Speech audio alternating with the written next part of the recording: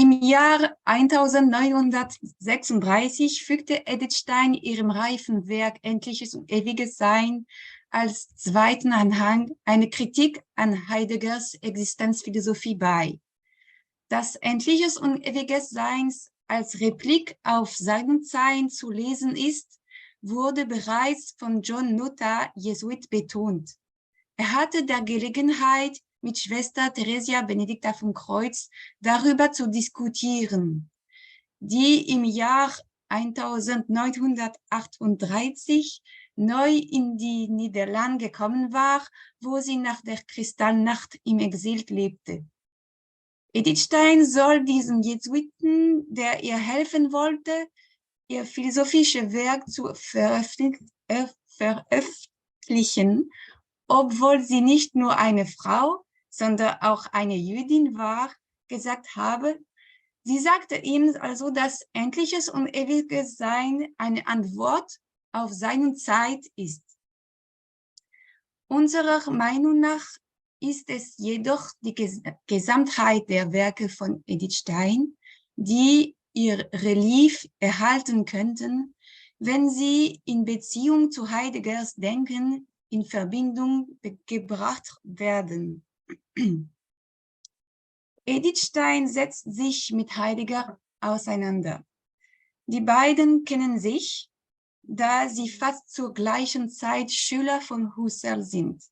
Sie treffen sich im Jahr 1918 zum ersten Mal bei Husserl und diskutieren über die Phänomenologie des religiösen Lebens. Stein ist Husserls erste Assistentin und Heidegger wird ihr Nachfolger, als sie kündigte, weil sie es nicht mehr erträgt, dass Husserl sie nicht wie eine richtige Assistentin behandelte. Dies ist das Ziel meiner Dissertation. In meinem ersten Teil soll gezeigt werden, dass sie, bevor sie sich in einer unversöhnlichen Opposition gegenüberstehen, eine gemeinsame Haltung gegenüber Husserl einnehmen. Und zwar in Bezug auf den Platz, den die affektiven Erlebnisse in ihre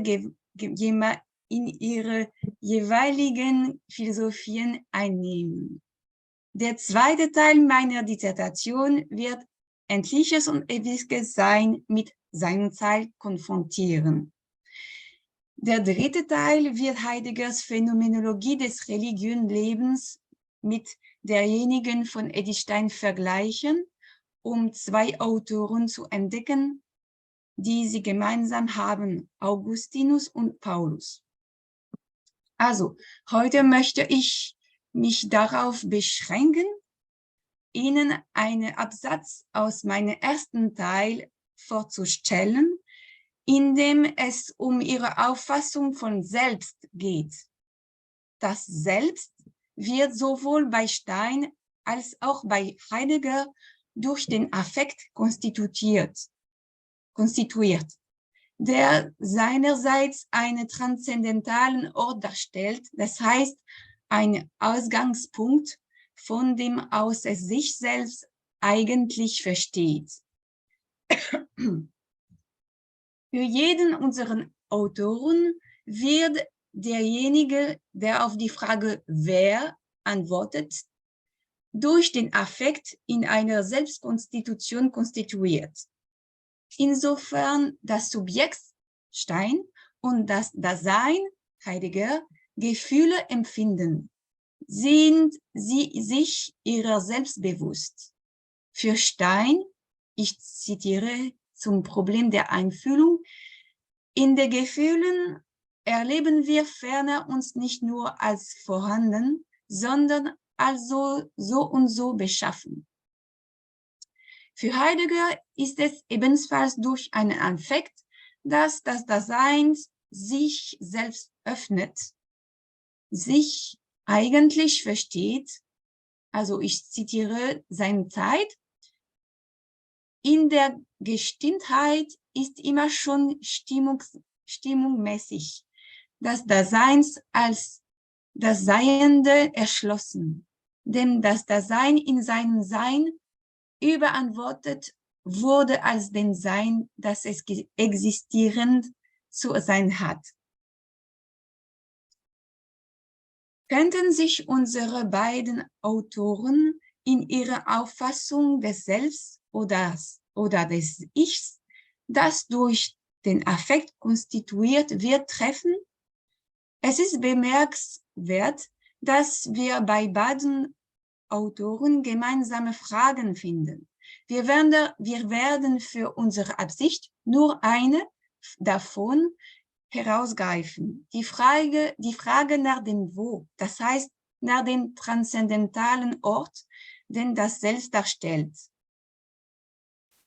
Die Frage nach dem Ort des Selbst ist eine von Heidegger formalisierte Frage, die sich jedoch implizit bereits in Steins frühen Schriften fand.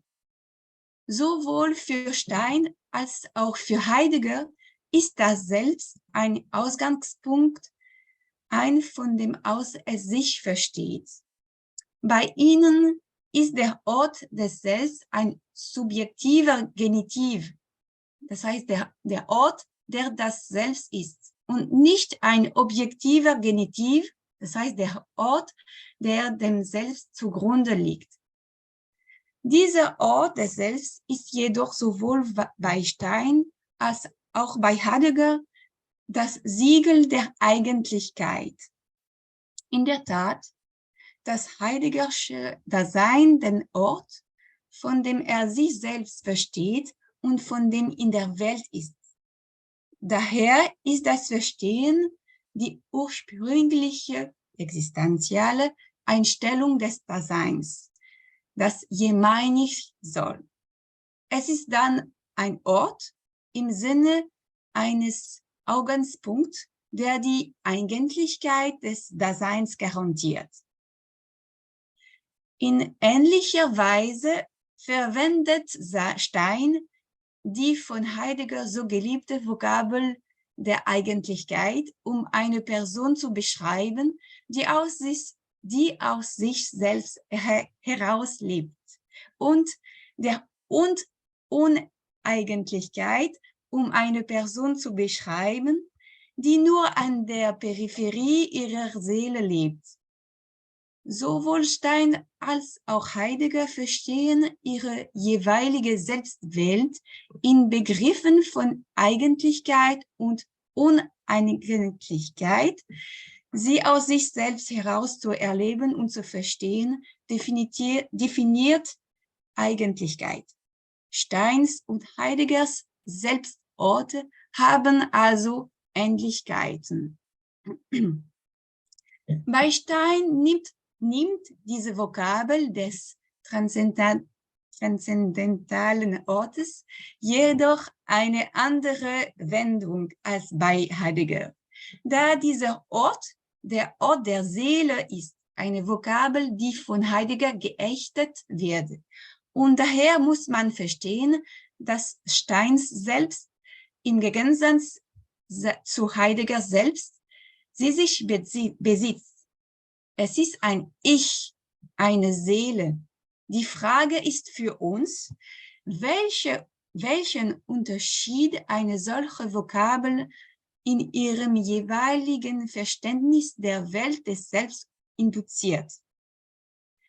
Im Steinherrschen System ist das Subjekt ein Wo, ein Ausgangspunkt, das eigentlich ist. Im Unterschied zu Heidegger wird dieses Wo jedoch eher räumlich als zeitlich beschrieben. Insbesondere in seiner Einführung in die Philosophie finden wir ein breites lexikalisches Feld des Raumes, um das Seelenleben zu beschreiben. Durch die Begriffe zum Beispiel Zentrum der Person, Schlichten der Seelentiefe, Innen und Außen, Stelle, Peripherie und Nullpunkt, der Körper ist. So könnten wir seine Einführung in die Philosophie als ein Essay über den Raum interpretieren. Meiner Meinung nach die Verräumlichung des Wo, das heißt die Seele, kann als eine Antwort auf Heideggers Verzeitlichung des Wo gelesen werden. Tatsächlich fügte Stein im Jahr 1936 ihrem Buch Endliches und Ewiges Sein 2 Anhänge hinzu. Eine, der Martin Heideggers Existenzphilosophie explizit kritisch gegenübersteht, und eine andere mit dem Titel Die Seelenburg, der nicht explizit auf Heidegger abzielt, den wir aber impliziert als solchen bewerten könnten. Denn das gesamte Werk Endliches und Ewiges Sein beansprucht, Heidegger zu antworten. Wenn also die Seelenburg in den Anhang aufgenommen wird, dann deshalb, weil es sich in diese Linie der Verantwortung für seine Zeit einfügen muss. Unserer Meinung nach antwortet Stein auf die Temporalisierung des Selbst mit einer Spezialisierung des Ichs, die wir schon sehr früh in ihren Schriften finden. Es ist bekannt, nach dem Zeugnis von Gertrud Knöbner, dass unsere Autorin die Texte von Teresa von Avila lange vor ihrer Bekehrung gelesen hatte. Daher kann man davon ausgehen, dass sie bereits 1918 von Teresa beeinflusst wurde, als sie die Beiträge zur philosophischen Begründung der Psychologie schrieb und mit den ersten Texten begann, die später ihre Einführung in die Philosophie bilden sollten und die diese Ausführungen über den inneren Raum, die Seele, enthielten. Wenn Teresa von Avilas Konzept der Seele im Jahr 1936 eine Antwort auf Heidegger darstellt und bereits im Jahren 1918 und 20 vorhanden war, könnte sich unsere Hypothese bestätigen, dass Steins Antwort auf die Heideggersche Temporalisierung bereits in ihrer Jugendzeit erfolgte. Erst durch die Konfrontation mit Heideggers Denken gewinnt Steins Denken an Bedeutung, so unsere These. Ich werde meine Ausführungen in 2 Teile gliedern. Erstens der innere Raum. Zweitens die Seele oder die unmittelbare Eigentlichkeit. Also erstens der innere Raum. In ihrer Einführung in die Philosophie bezieht sich Edith Stein mehrmals auf Kant, um mit ihm über den Begriff des Raums zu diskutieren. Während Heidegger seine Auseinandersetzung mit Kant auf die Zeit fokussiert, widmet Stein ihre Auseinandersetzung dem Raum. Steins Einführung in die Philosophie ist in 2 Teile gegliedert. Der erste Teil behandelt die Problematik der Naturphilosophie, während der zweite Teil die Problematik der eigenen und fremden Subjektivität beleuchtet.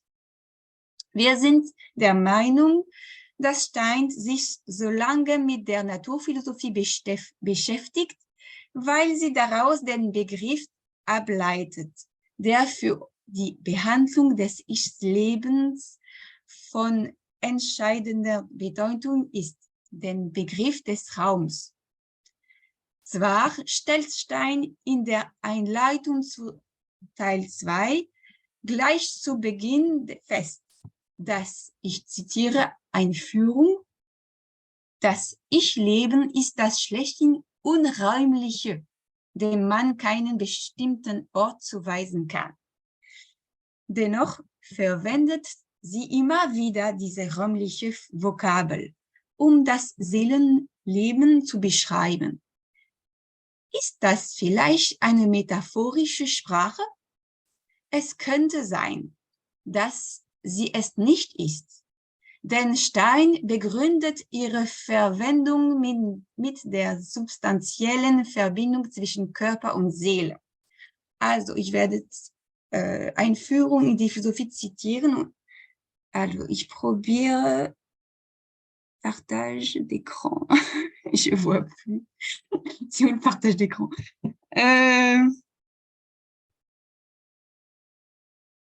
Là, ja.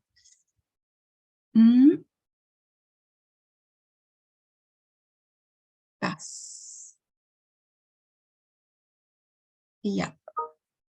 Können Sie alles sehen? Ja? Okay. Also, ich muss, ja.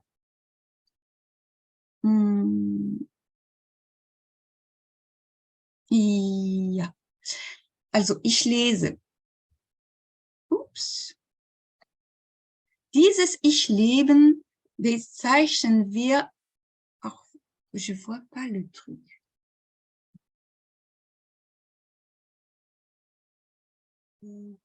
Also, ich kann nicht lesen. Ich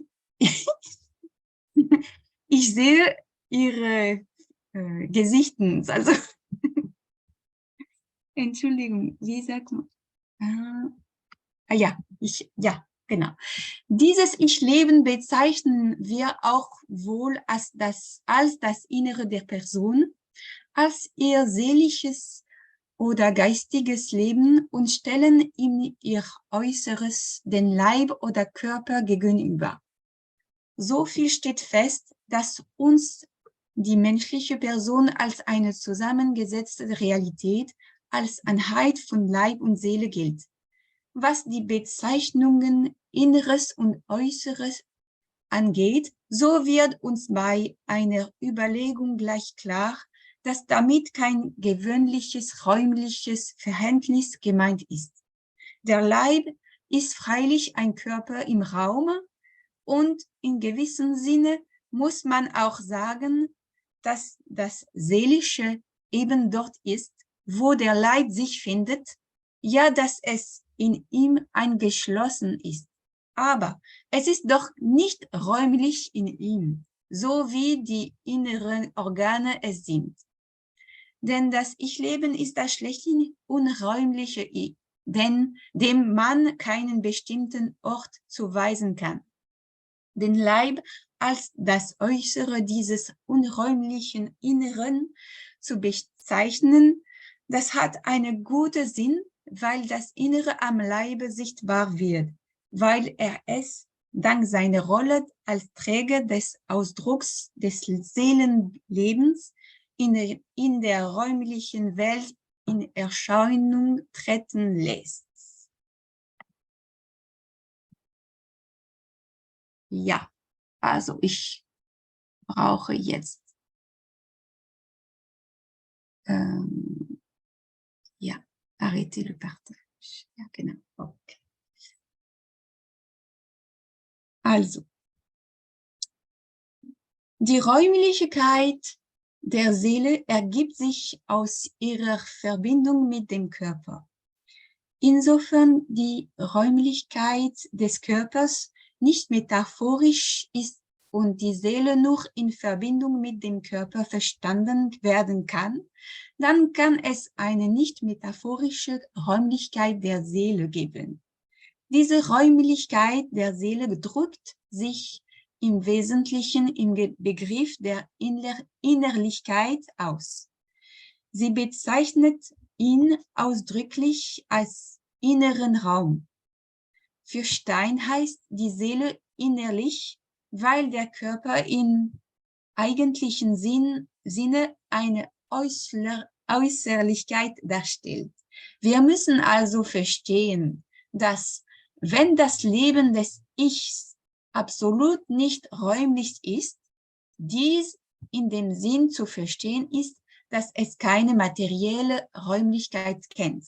Aber es kennt sehr wohl eine Form von Räumlichkeit in Analogie, was keine Metapher ist, zur Räumlichkeit des Körpers. Ein Metapher ist ein Bild, sondern Analogie ist eine Beziehung zwischen Körper und Seele. Deshalb beschreibt Stein das Leben der Seele in einer doppelten Bewegung. Die Verinnerlichung des Körpers in der Seele einerseits und die Äußerung der Seele im körperlichen Ausdruck andererseits. Das Leben der Seele verläuft von innen in ihre Tiefe nach außen in einen Ausdruck des Körpers. In Edith Steins früheren Schriften schafft die Verinnerlichung von Gefühlen einen inneren Raum, der den Namen Seele erhält.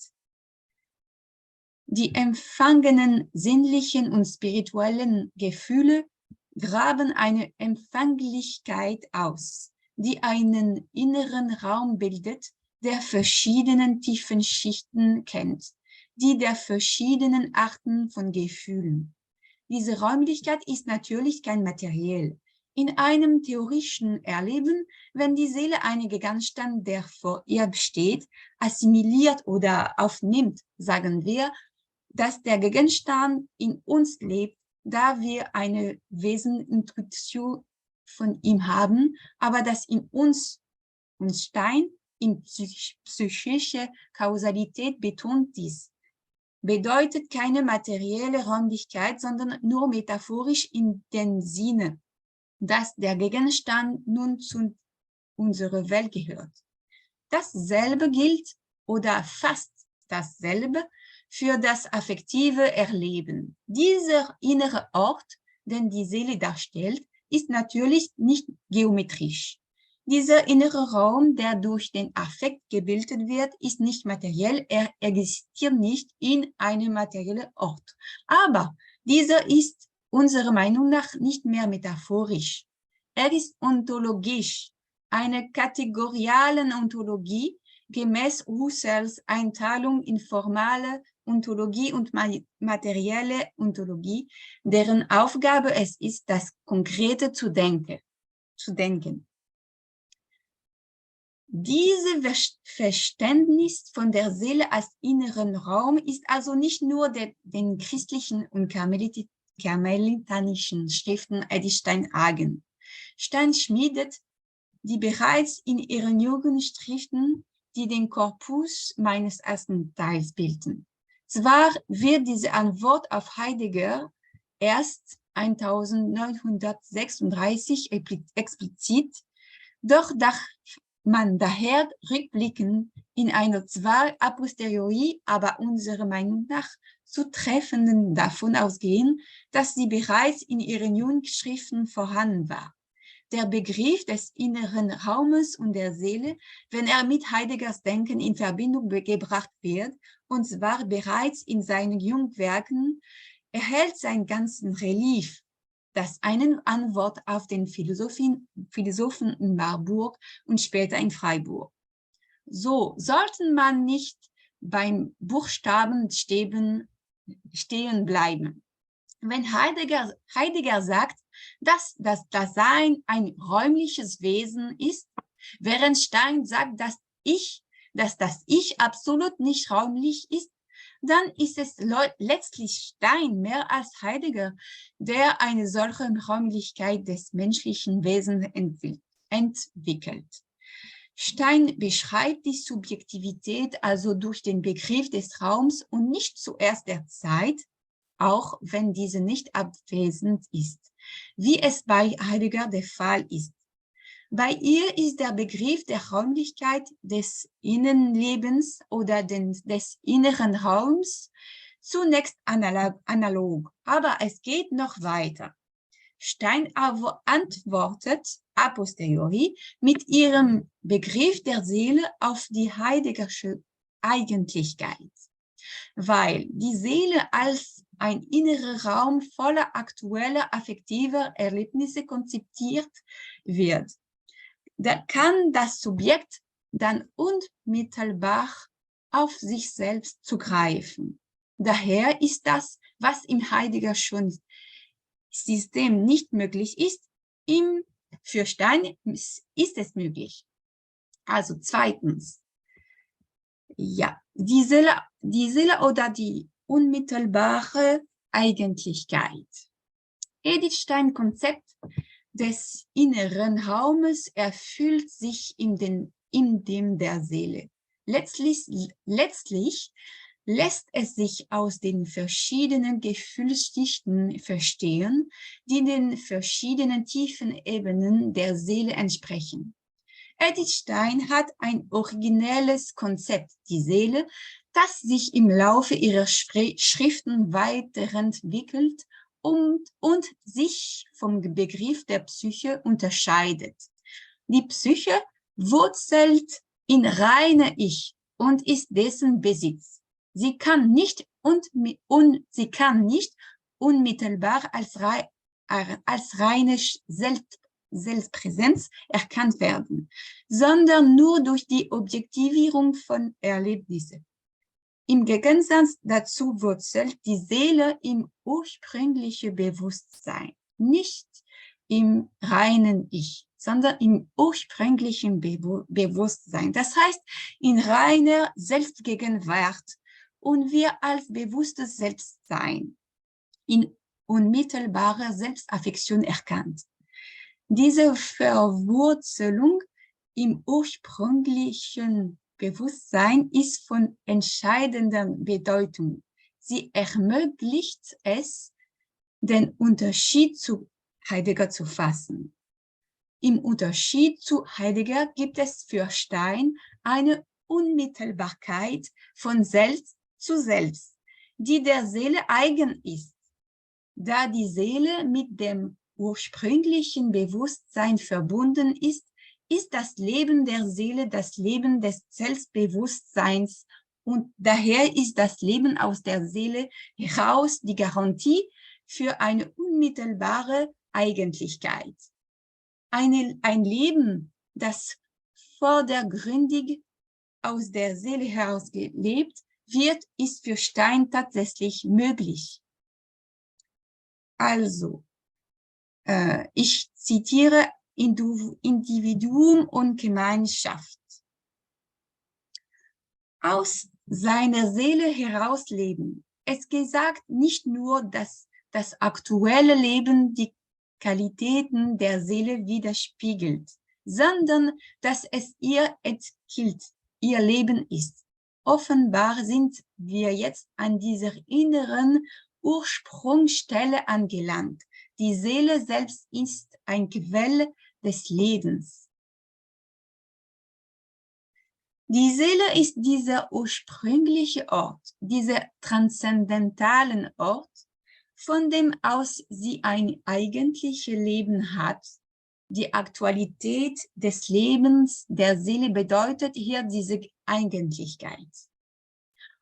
Umgekehrt bedeutet ein Leben, das an die Peripherie der Seele flieht, wie die von Heidegger beschriebene mittelmäßige Besorgen, dass man sich von seiner Quelle abschneidet, in die Leere und Verzweiflung fällt. Also ich muss kurz, bei Stein ist die Verzweiflung nicht primär, sondern eine Folge der Flucht an die Peripherie der eigenen Seelen.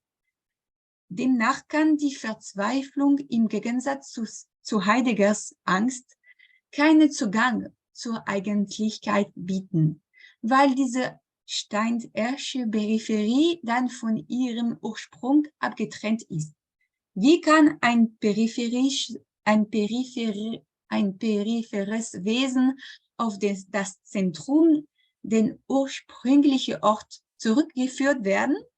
Wenn Heidegger den Zugang zur Eigentlichkeit über die Angst denkt, denkt Stein ihn über einen Abstieg in sich selbst um die tiefste Schicht seiner Seele zu erreichen. Das heißt, das Aktuellste seiner selbst und aus seiner Seele zu leben, ein Abstieg, der sich von einem anderen Abstieg unterscheidet, der in dieser einer Passage beschrieben wird, dem Abstieg, der der Verzweiflung eigen ist.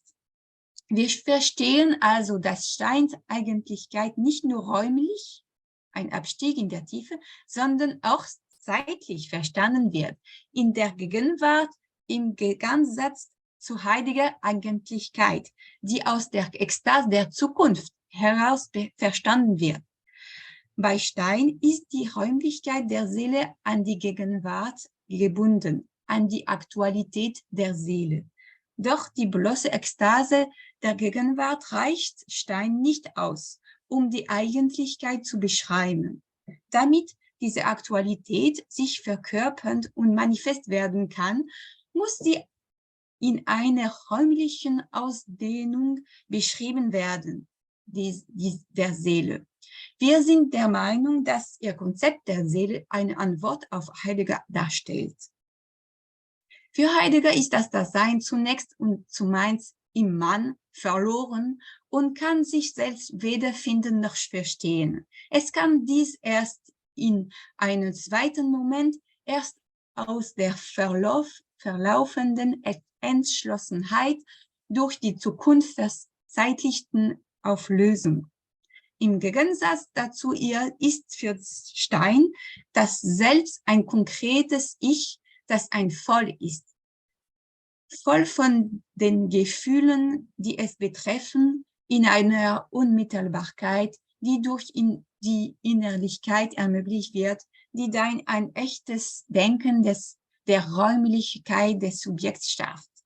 Steins Leben aus seiner Innerlichkeit heraus entspringt einer Unmittelbarkeit von Selbst zu Selbst, während Heideggers Verstehen aus Selbst heraus niemals unmittelbar ist. Auf den ersten Blick ist das Dasein immer verloren. Dies ist bei Stein nicht der Fall. Zunächst kann das Steinersche Subjekt immer Zugang zu seiner Innerlichen haben, da sie als voll und nicht als leer existiert. Die Möglichkeit lässt die Möglichkeit ihres Gegenteils offen. Die Seele kann auch nicht aus sich selbst herausleben. Es ist jedoch offensichtlich, dass die Seele sich dies zunächst kann. Ich muss einmal kurz unterbrechen, nur 1-2 Minuten noch, dass Sie zum Ende kommen. Ja, Okay, ich bin fast fertig. Okay, Dankeschön. Entschuldigung. Also, es ist jedoch offensichtlich, dass die Seele dies zunächst kann. 1936 kritisierte die Phänomenologin die Karmelitin wurde Heideggers Dasein, das als zunächst verloren konzipiert wurde. Unserer Meinung nach wurzelt eine solche Kritik in ihren frühen Werken, in denen sie die Möglichkeit eines unmittelbaren Zugangs zum ursprünglichen Selbst entwirft, von dem aus sich das Subjekt dann verlieren kann. Die Steins Uneigentlichkeit kann nur in Bezug auf eine Eigentlichkeit manifest werden, im Gegensatz zu Heidegger, für den es die Eigentlichkeit ist, die in Bezug auf die Uneigentlichkeit steht. Danke.